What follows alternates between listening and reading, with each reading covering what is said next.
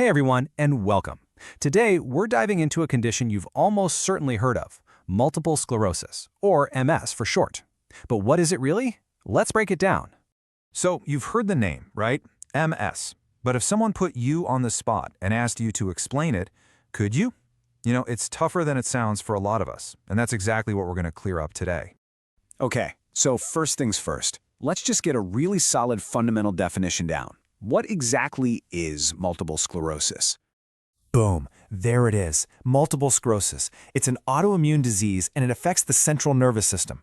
Now, those two phrases, autoimmune and central nervous system, they're the absolute keys to understanding this whole thing. So what does that even mean? Well, autoimmune is basically when your body's own defense system gets confused.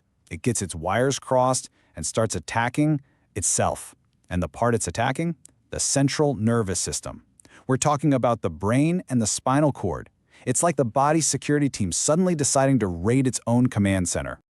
All right, so we know what it is. Now let's talk about what it does. How does this condition actually play out for people over time? Because there's often this very specific pattern to it. Which kind of begs the question, right? How does something like this even start to show itself? What does that pattern look like? And this right here is a really common way it happens. A lot of folks with MS go through these two phases, kind of like a cycle. First, you get what are called flare-ups or relapses. That's when symptoms pop up or get worse. But then, that's often followed by a period of remission, where things can get a lot better, sometimes even disappearing for a while. Yeah, I love this way of putting it. It really is a condition that's often marked by these periods of activity and then periods of quiet. That back and forth is a huge part of the experience for so many people. Okay, so we've got the what and the how. Let's move on to the how many. It's time to zoom out a bit and really get a sense of the scale here. So, what do you think? How widespread is MS? Is it super rare, or is it maybe more common than we realize? Well, the answer might actually surprise you. Just look at that, nearly 1 million. Yep, that's the number. Nearly 1 million people in the nation are living with MS. So no, this is not some rare, obscure condition. It's a pretty significant reality for a lot of people.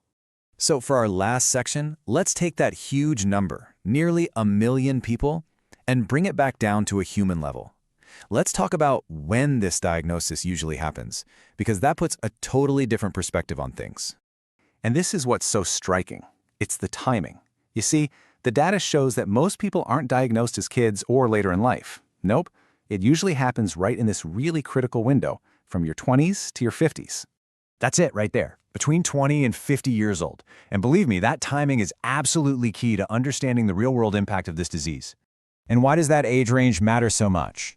Well, think about what happens between 20 and 50. That's when you're building a career, maybe starting a family, figuring out who you are. It's life's prime time. And an MS diagnosis often lands smack in the middle of all of that. So let's just tie this all together. What have we learned? It's an autoimmune disease. It often follows a pattern of flare-ups and remissions. It affects close to 1 million people, and that diagnosis usually comes before age 50.